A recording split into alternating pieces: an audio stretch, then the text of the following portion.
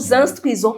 Nous allons à l'école, nous nous cultivons à travers des livres. Nous faisons tous les efforts possibles pour atteindre un certain niveau d'intelligence, d'instruction et d'éducation, mais nous ne sommes pourtant pas nombreuses à être au pouvoir. Pourtant, nous représentons la moitié de la population mondiale.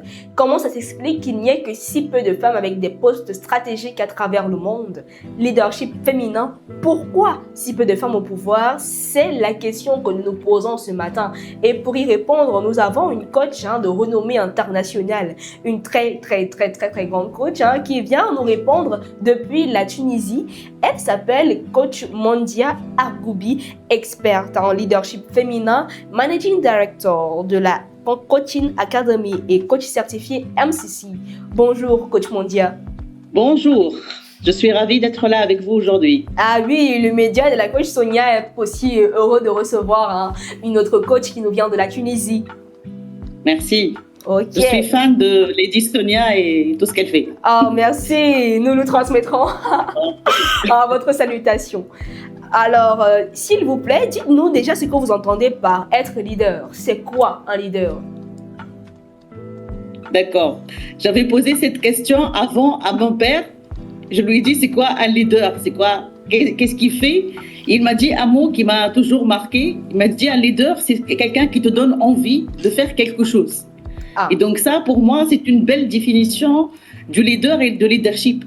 Après, un leader, c'est quelqu'un qui a de la vision, c'est quelqu'un qui décide, qui a du courage, c'est quelqu'un que lorsque tout le monde reste derrière lui, il avance et il fait des choses et il inspire des gens pour le suivre, effectivement. Il n'est pas dans le followership, il est plutôt dans le leadership, il est plutôt en avant.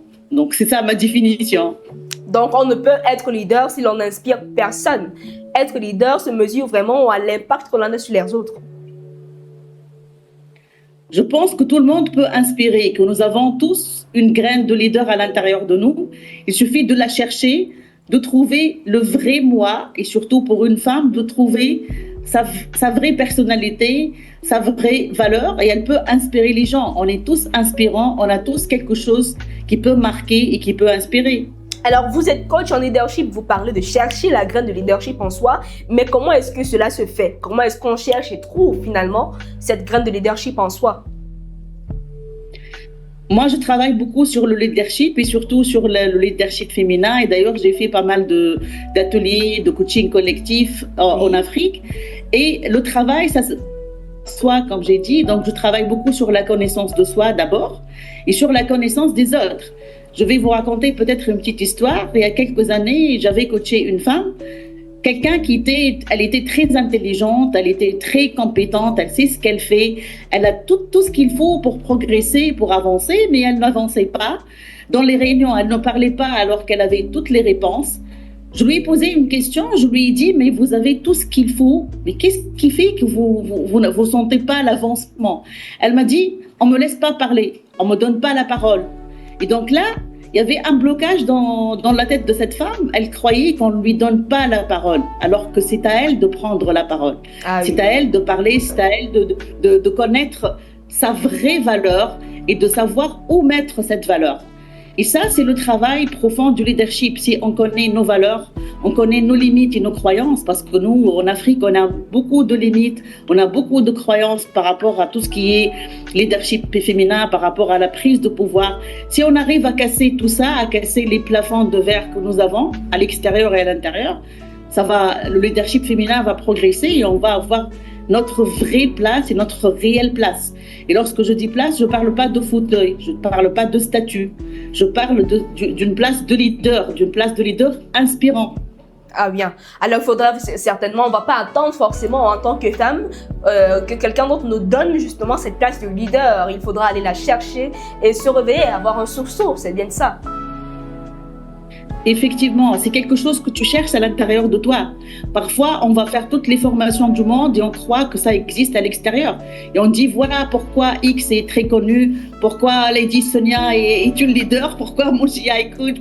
Mais on ne cherche pas à l'intérieur de nous. Et c'est là où se trouve le vrai trésor. Le vrai trésor, c'est en nous. Si tu trouves à l'intérieur de toi, qu'est-ce qui te fait bouger, qu'est-ce qui te fait réveiller tous les matins, là, tu vas trouver ta propre empreinte, parce que le leadership aussi, c'est une empreinte. On n'est pas tous pareils. Chacun, il a sa propre sauce. Chacun, il a des épices qu'il va mettre dans cette recette de leadership, si je peux dire. Très bien. Alors, nous le rappelons, la thématique du jour, c'est femmes leaders, leadership féminin. Pourquoi si peu de femmes au pouvoir? Alors, on a défini le leadership. Maintenant, c'est quoi concrètement pour vous être au pouvoir? C'est quoi avoir le pouvoir? Effectivement, si on dit pouvoir, le pouvoir, c'est quelqu'un qui décide. C'est quelqu'un qui fait bouger les choses. C'est quelqu'un qui peut occuper des positions hautes. Par exemple, je pars de mon expérience. Moi, j'ai quitté l'entreprise, j'ai travaillé beaucoup dans le salariat et après, j'ai fait l'entrepreneuriat. Le jour où j'ai quitté l'entreprise, j'ai quitté parce que je n'avais pas cet accès au pouvoir, en fait. J'avais fait, pendant 5 années, je remplaçais les directeurs des sites, j'étais dans l'industrie. Et le jour où je voulais avoir ce poste-là, définitivement, on m'a dit non. Non, une femme ne peut pas être dans l'industrie, elle ne peut pas être dans le top management de l'industrie. C'est dangereux, c'est pas sécurisé. Tout ça. Alors que j'avais fait le poste. Oui, pendant plusieurs années, et j'étais très, très bien. Donc là, j'ai dit, voilà, mon Gia, c'est bon, tu quittes, tu vas prendre le pouvoir ailleurs. Tu vas aller faire ta propre entreprise et là, tu peux décider sur ta propre carrière. Donc ici, dans le monde en général, les femmes, elles ne prennent pas assez le pouvoir. On ne trouve pas beaucoup de femmes dans le top management. De 15 à 20%, bien sûr, ça dépend des pays, des femmes qui peuvent accéder au poste de top management dans tous les secteurs et dans tous les domaines et dans même les pays les plus développés. Hein. On ne parle pas que de l'Afrique, on parle de l'Europe et de l'Amérique et tout ça. Donc aujourd'hui, pourquoi les femmes ne sont pas au pouvoir? Il y a l'accès, bien sûr, il y a des postes qui sont un peu, si on peut dire, colonisé, un peu masculin. Il y a du monde masculin, par exemple, dans la politique et tout ça. Et après, il y a aussi, j'ai fait des recherches, il y a le plafond de verre des femmes. Donc, les femmes, parfois, elles ne veulent pas aussi accéder au pouvoir. Les femmes, elles se disent, voilà, ça me suffit, je reste là, c'est pas la peine d'avancer, c'est risqué. Bien sûr, une femme, elle a aussi une famille et des enfants. Et on sait que parfois, c'est la plus grande responsabilité de la famille, c'est pour la femme, pas pour l'homme, et surtout par rapport aux enfants. Et donc, parfois, elle va se limiter, elle va se dire, non, je vais faire des choix. Il y a beaucoup de choix qui se font aussi entre vie personnelle et vie professionnelle. L'équilibre n'est pas si facile que ça. Vraiment pas. Et donc, parfois, il y a des décisions à prendre. Et donc, la femme, elle va se dire, voilà, je reste là où je suis, je fais du middle management par exemple, mais je ne vais pas occuper des postes de décision, des postes de pouvoir qui vont me... Et j'ai rencontré beaucoup de femmes qui ont pris des postes de pouvoir, aussi qui racontent des histoires d'échecs familiales et tout ça. Donc parfois, on a cette perception, je réussis en famille ou en travail. Et ça nous limite. Alors qu'il y a des solutions, bien sûr, et on peut se faire coacher et on peut réussir les deux parties. Mais donc, prenons en considération, quand on prend en considération le fait que la femme porte sur elle une très grande charge familiale, est-ce qu'elle est donc apte à pouvoir être autant leader qu'un homme? Parce que l'homme, le matin, il n'a pas de la pression pour être à l'heure au travail. Il n'a pas cette pression-là de faire peut-être le goûter des enfants, de les préparer, de les apprêter, de checker si tout est prêt de leur côté. Il n'a pas l'obligation, du moins dans les faits, selon ce que l'on voit dans nos foyers au quotidien, l'obligation de s'assurer que le linge soit propre, que la maison soit bien rangée. Du coup, il pourrait peut-être être un peu plus productif qu'une femme. Ne pensez-vous pas cela? Oui, bien sûr. Aujourd'hui, moi, je ne vois pas que c'est un combat ou une guerre entre hommes et femmes, mais c'est une division de responsabilités. C'est une aussi vie de couple qui doit être organisée. Et la femme, elle peut faire ce que l'homme fait, et l'inverse est vrai. Après, dans un couple, on peut aussi échanger les compétences et faire chacun ce qu'il peut faire. Aujourd'hui, il y a beaucoup d'hommes qui font aussi homme au foyer, père au foyer, qui font le ménage et tout ça. Ça, c'est pas ça aujourd'hui, de nos jours, c'est normal, c'est tout à fait normal. Et c'est pas le leadership n'a pas de genre. C'est vrai qu'on dit leadership féminin et tout ça, mais ça n'a pas de genre. Une femme ou un homme peuvent être leaders, ils peuvent accéder au pouvoir. La femme, elle a beaucoup de compétences en matière de gestion de crise, en matière d'empathie, en matière de communication, d'écoute. Et depuis l'histoire où avant même Jésus-Christ, la femme, elle était là et elle était dans le pouvoir et elle inspirait. Donc aujourd'hui, on doit retrouver un modèle, je pense, qui peut faire coexister tout ce monde. C'est-à-dire l'homme, il va accepter certaines responsabilités. La femme, elle va comprendre qu'est-ce qu'elle veut exactement. Parce qu'aujourd'hui, par exemple, nous, en Tunisie, on a le statut du code personnel et depuis 1956, il y a tous les droits de la femme comme hommes et femmes, c'est les mêmes droits. On a éliminé la polygamie, donc il y a tous les droits. Et même on a amendé, même par rapport à plusieurs choses qui sont très très critiques. Donc aujourd'hui, la femme, elle a les mêmes droits. Mais est-ce qu'elle est en train de les prendre? Parfois, c'est elle qui décide de faire tout. Par exemple, c'est elle qui décide de prendre tout. La femme, elle veut avoir cette surcharge mentale et cette surcharge familiale. Elle se sent toujours le sac à dos, c'est chez moi, c'est pas chez l'autre. Et du coup, elle va tout prendre, elle va pas laisser l'autre. Donc, si tu veux que l'autre t'aide, tu laisses un peu de l'espace et tu divises les tâches et tu sais qu'est-ce que tu veux faire, où tu veux arriver. Qu'est-ce que tu veux inspirer? Comment tu veux élever tes enfants? Est-ce que tu veux les élever seuls ou avec un homme? Et je pense, si les choses sont claires, cette notion de leadership va être commune aussi. Elle va être commune et on va être plutôt dans la complémentarité que dans la rivalité ou dans le combat quotidien qu'on voit malheureusement dans nos sociétés. C'est bien de dire à nos internautes, celles qui nous suivent aujourd'hui, que le combat du leadership féminin, le combat de la prise de pouvoir des femmes n'est pas un combat contre les hommes, c'est pas une rivalité, C'est pas un combat, c'est pas une sorte d'affrontement, mais on va là virer vers une autre expérience. Alors vous savez, elles sont nombreuses, ces jeunes femmes compétentes, aussi belles que compétentes, il faut le préciser, mais qui bien souvent sur leur parcours vers le pouvoir se heurtent à des propositions indécentes. Est-ce que ce n'est pas aussi là le gros problème de l'accès au pouvoir des femmes?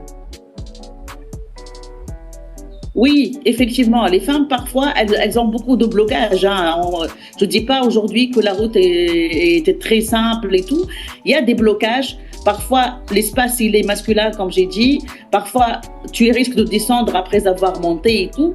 Mais aujourd'hui, si on comprend qu'il y a une piste de sortie de cette crise, il y a une piste de sortie, tu n'es pas seul, tu es accompagné. Tu prends les gens qui sont autour de toi comme des ressources, comme de l'aide. Tu prends ton couple comme quelqu'un qui peut faire équipe avec toi. C'est pas ton rival. Et on n'est pas dans la rivalité, comme j'ai dit. Aujourd'hui, les gens ils acceptent d'avoir des responsables dans les entreprises femmes. Il y a beaucoup de femmes qui sont dans les têtes de grandes entreprises, des grandes banques dans le monde. Donc, la femme, elle a montré sa compétence et elle a montré qu'elle est capable de réussir. Et qu'elle est capable aussi de réussir dans la partie familiale et dans la partie aussi professionnelle. Parce que parfois, on a l'impression qu'il faut être divorcé ou pas de famille pour que tu réussisses. Et ça, c'est une grande croyance, c'est une grande limite.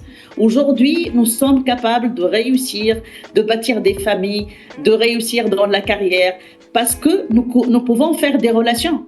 La famille aussi, c'est une équipe. Si tu peux faire une équipe au travail, tu peux faire une équipe à la maison. Si aujourd'hui, tu as élevé tes enfants déjà à t'aider, à faire leurs devoirs, à aider à la maison, à aider au ménage, si tu as élevé ton fils et ta fille de la même manière, tu vas pas trouver après des gens qui vont te dire non, c'est ça, c'est pas ta place, c'est ma place, c'est masculin, c'est pas féminin. Parce qu'aujourd'hui, dans nos familles, on a aussi cette impression de favoriser les garçons, de leur donner plus d'avantages. Je parle surtout du contexte africain, de les gâter plus. Et donc là, qu'est-ce que tu vas attendre après quelques années? L'histoire, elle va se refaire. Mais si je commence comme une maman, la maman, c'est le premier leader. C'est une inspirante. Une mère, elle porte beaucoup. Donc, si elle va élever ses enfants dans cette équipe et dans cette complémentarité, la société, elle va changer de plus en plus. Et ces croyances, elles vont être démolies, déconstruites et on va bâtir une nouvelle société. Là où on peut tous être bien. Il y a le bien-être. Parce qu'après tout, qu'est-ce que tu cherches, toi? Pourquoi on veut aller au pouvoir? Pourquoi on veut avoir des statuts, on veut avoir du leadership et tout ça? C'est quoi le sens? On cherche le bien-être, on cherche cette zénitude, on cherche les bonnes relations, on veut vivre bien, on veut améliorer notre qualité de vie. Forcément. Ici, on n'arrive pas à améliorer nos relations. Ça se fait pas. Ça ne se fait pas, bien sûr. Alors, à cette jeune femme qui nous regarde aujourd'hui et qui aspire à être leader, quelle stratégie, quel état d'esprit, quel principe lui conseillez-vous? D'abord, je vais lui dire, ose, prends ta vie en main, forme-toi, travaille sur toi, ta place, elle existe, elle est déjà là. Personne ne va te l'ôter, personne ne va te le prendre. Commence par du coaching, par exemple, du développement personnel. L'important, c'est de travailler sur toi. Si tu peux travailler sur toi, si tu peux connaître, comme j'ai dit, ta vraie valeur, tu vas trouver ta place. Le leadership, c'est pas anodin. Chacun de nous, il a une graine de leader. Trouve cette graine de leader et vas-y, fais ta route, fais ton destin et fais ta carrière. N'attends pas que quelqu'un vienne te prendre en main et te donne des choses. Prends les choses par toi-même, prends ta place, ose, parle.